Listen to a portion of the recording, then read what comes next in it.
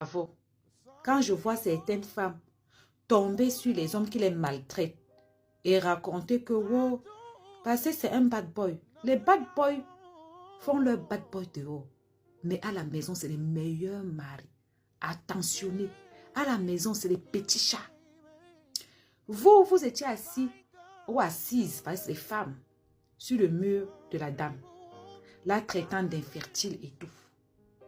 On vous a dit que Dieu donne tout à tout le monde. On vous a dit que tous les hommes épousent les femmes ou bien voient en femme que l'appareil reproductrice. Que oh, si tu l'aimes, fais-lui un enfant. Ah, mon cher, voilà Aïe-Chena a épousé sa femme avec des problèmes de santé. Voilà le vrai amour devant vous. Pas l'amour que c'est toi qui payes le gars pour qu'il t'assume. Pas l'amour que tu dis au gars que gars, danse comme ça, fais que comme ça. Sinon, tu n'auras pas telle paire de choses, tu n'auras pas telle chose. Il y a certaines de vous. Elles savent très bien que le jour qu'elle tombe malade, le gars va partir sans regarder le derrière. Mais voilà un gars, il n'était pas encore marié officiellement. Il est resté avec le cancer de sa femme. Il a vécu le meilleur et le pire avec elle, copain, copine. Et ça ne l'a pas découragé. Au contraire, ça a renforcé leur amour. Comme vous êtes des sorciers, vous allez vous lever bientôt. Quand vous allez la voir heureuse dans son foyer, elle est déjà heureuse. Commencez à dire que oui, mais sans enfant, le mariage n'a pas de sens. Parce que vous avez vu que là où vous êtes là, la frustration est dans votre corps, ça a pris possession de vos os. Ils sont en train de se marier. Ils sont heureux. Ça là, même si moi, il ne dit pas même prière, mais je tire un coup de chapeau à l'artiste Ariel Chéné. Oui. Il a fermé la bouche aux gens. Il a montré que l'amour est muet, aveugle, sourd. C'est ça le vrai amour. L'amour là, tu regardes ta femme, ta copine, tu la regardes, elle te regarde. Si elle te dit c'est bon, c'est que c'est bon. Tu n'écoutes pas les autres. Cette fille est une bénédiction dans la vie de ce garçon. Ensemble, plus fort, plus loin. Vous n'avez pas vu que depuis qu'il est dans son foyer tranquille, c'est-à-dire qu'il a donné notre sens à ce qu'on appelle, ou c'est le coupé décalé, ou les quoi. Gars, j'ai vu quelqu'un qui a dit l'autre fois que Ariel Chéné, avec ce que tu as en train de nous montrer, si sors-nous un son, non, mon frère. Donc ton seul son, c'était que joli Amina. Sors-nous le son, on va danser. Moi, je vais danser ça. Parce que c'est rare de voir un jeune de nos jours qui arrive à rester auprès d'une femme qui a eu une lourde maladie, comme le cancer. Quand je vois les gens se lever et dire que j'ai le cancer, sur les réseaux sociaux, s'auto-proclamer malade de cancer, je me demande, mais est-ce que vous savez même ce qu'on appelle cancer? Il faut donner le chapeau et à la femme et à l'homme. Heureux ménage, que du bonheur dans la vie qu'on est ici. Tant qu'on vit, tout est possible. Beaucoup d'enfants, beaucoup d'argent. Et la seule chose que je peux vous souhaiter, qui est la meilleure chose, beaucoup de respect. Le respect dépasse l'amour. Il y a des gens qui te trompent et te disent c'est parce qu'ils t'aiment. Mais quand ils te respectent, il y a des choses que tu vas toujours vivre heureuse ou heureux. Aimez-vous et heureux ménage. La personne qui t'aime ne te conditionne jamais. L'amour est aveugle. L'amour est sourd, est muet. L'homme qui t'aime ne va jamais te dire que pour que je t'épouse, il faut d'abord que tu aies le bac. Pour que je t'épouse, il faut d'abord que tu aies une situation financière. Pour que je t'épouse, il faut d'abord que tu aies un enfant. Et c'est pareil pour une femme qui t'aime. Laissez notre côté, nous les matérialistes. Je vous ai dit, c'est que moi, je ne suis pas venue sur terre pour souffrir avec un homme. Je trouve que tu as déjà ton minimum, c'est-à-dire ton petit job. Tu peux déjà louer ton entrée couchée, oui. Mais il y a les filles que le vrai amour, et c'est moi je connais que c'est le vrai amour là-bas, oui. Elle te prend, tu n'es rien, elle te façonne. Mais moi là, comme ma grand-mère m'avait dit depuis que aime l'homme qui t'aime plus que tu ne l'aimes, c'est pour ça que moi je ne mets pas souvent les organes dans les affaires d'amour là. Je m'aime. Je suis amoureux de moi-même, ça me suffit. Donc, voilà ma copine, elle va passer ici. Elle était amoureuse d'un gars. Elle demande au gars, au bout de certain nombre de temps de relations, qu'on aménage quand ensemble, ici en Europe. Le gars lui dit que quand tu auras un CDI, sachant que la fille avait un CDD et qu'elle était en formation. Le gars faisait comme il voulait. Bref, elle a changé de gars. Elle a un nouveau gars. Le gars ne la conditionne en rien. Ils sont en train d'aménager ensemble. Un homme qui va commencer à te dire que mes parents, ils ne t'aiment pas. Parce qu'un homme qui t'aime va aller même t'épouser et ses parents vont le bouder. Mais à force, si tu te comportes bien, ses parents lui donneront raison et les parents vont apprendre à t'aimer. Parce que quand ton fils aime quelque chose ou bien ta fille, tu ne peux pas bouder longtemps. On va aller sur autre chose. Je vais vous en train de venir dire que, oh, tu sais, quand les parents refusent quelque chose, ce que les parents acceptent souvent. On a d'ailleurs vu les femmes ici que le parent prend, il donne à son fils ou à sa fille, ça cuit toujours, le coquille cuit toujours à un côté. Donc même les parents là, ils ne sont pas des devins. Vous qui êtes dans les relations là-haut, dès que tu demandes que, ouais, tu viens voir mes parents quand on tourne comme ça, on tourne comme ça.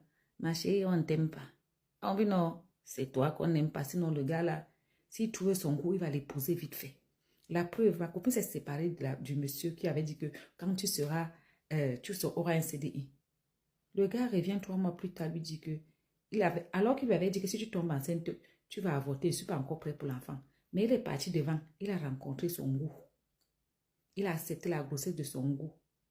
Son goût et lui ont habité ensemble, sans condition, à moins d'un an, alors que ça faisait des années qu'il était avec ma copine. Mais son goût a fini par le foutre dehors. Il est revenu vers ma copine demander pardon, que je sais que je t'ai fait du mal. Ma copine a dit que ma copine. Alors, si moi, je suis dans la même, on ne me conditionne plus. Donc, mon cher, cherche-toi. À bisous.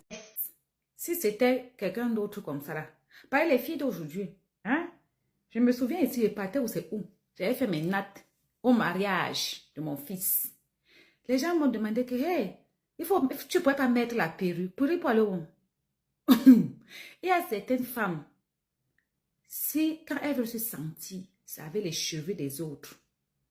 Les cheveux que les autres ont rasés pour se purifier. C'est ça que quand elles mettent sur leur tête, elles se sentent sur le 31. Voilà, mademoiselle Ante s'est mariée.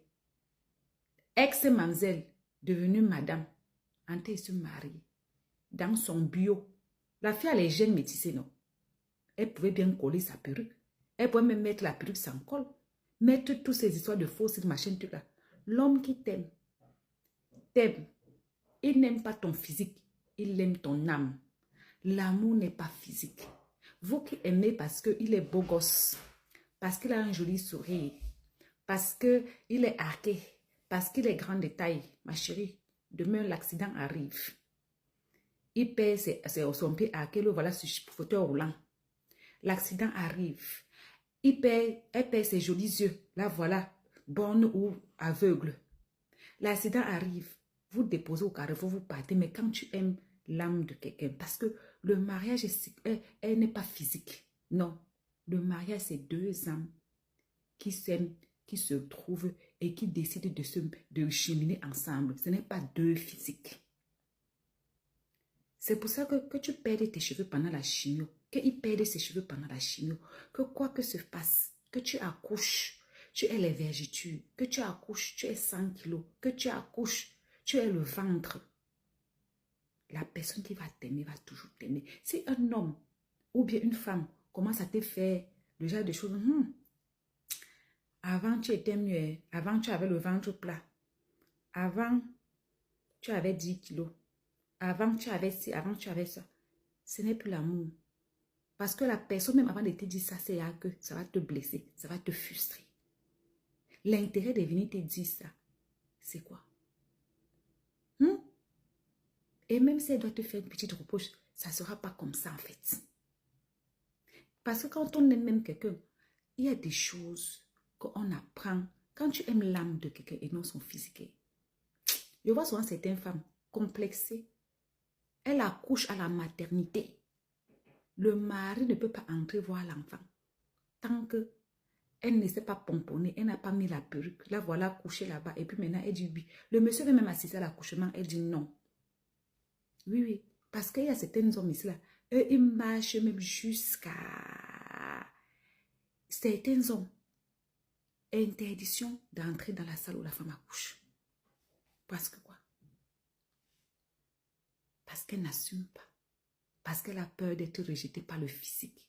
Le vrai amour, c'est ça. Une femme qui s'aime, c'est ça. Elle s'aime dans son plus simple appareil. Elle s'aime comme elle est. Ce n'est pas un cheveu de moins qui fait de toi une femme. Ou bien un cheveu de plus. Ce n'est pas un lolo de moins qui fait de toi une femme. Il y a plusieurs femmes ici que vous voyez dans TikTok. Elles n'ont plus d'utérus. Elles ont été malades. On les a enlevées l'utérus. On a enlevé les ovaires. On a enlevé plein de choses. Mais quand vous les voyez, est-ce que vous savez qu'elles sont pas, elles sont des femmes ou pas? Ce sont des femmes. Voilà quand on dit que tu t'aimes. Cette dame vous montre qu'on n'a pas besoin d'artifice pour plaire. On n'a pas besoin d'artifice pour avoir un homme qui nous assume malgré les hauts et les bas. Pour vous, c'est qu'elle n'a pas l'argent, non? Nous, les pauvres, voilà notre comportement alors. Nous, on part tout avec notre naturel. À bisous. Donc, vous confondez tout. Il y a la différence entre quelqu'un qui est accro et quelqu'un qui change juste pour changer de tête. Si cette femme se sentait irrésistiblement belle avec les cheveux des autres, elle n'allait même pas se pointer le jour de son mariage avec son crâne rasé. Elle n'allait même pas se pointer. Moi-même, je suis ici, je suis anti-perruque. Mais je peux porter les perruques 1, 2, maxi 3 fois l'année. Ça ne veut pas dire que je me sens irrésistiblement. Non. C'est différent de celle que dès que quelqu'un sonne à la porte, elle court mettre la perruque. Elle ne peut pas aller acheter une baguette de pain sans perruque. Elle cuisine avec la perruque. Dès qu'on dit que sortons, accompagne-moi même seulement acheter, faire le marché, perruque. Il y a certaines femmes ici. La perruque est devenue une seconde peau pour elle. C'est de ça qu'on parle. La femme d'Aïe Chéné a juste fait ça pour changer de style, pour avoir dans sa photo de mariage différents styles. Elle aurait pu décider de porter une perruque courte le matin, ou une perruque noire, une perruque quoi que ce soit, et changer de perruque. Non. Elle a décidé de faire comme elle a fait. On appelle ça quelqu'un qui assume elle-même d'abord sa vraie nature. Donc, vous confondez tout. La perruque n'est pas pour embellir. Non. Non. Pour les gens comme elle et moi, la perruque, c'est juste pour changer de tête. Pas pour embellir. Pour changer de style. Pas pour embellir. Mais pour certaines personnes, elles ne peuvent pas. Elles ne se sentent résistibles fatales qu'avec les cheveux des autres sur la tête. C'est très important de faire la différence, mes gens. Comprenez? Voilà. Maintenant, j'aimerais dire aux jeunes que vous voyez dans la vie ici, qu'on vit ici. Je redis encore, quand quelqu'un t'aime, la personne ne te conditionne pas. À bon entendeur, salut, à bisous.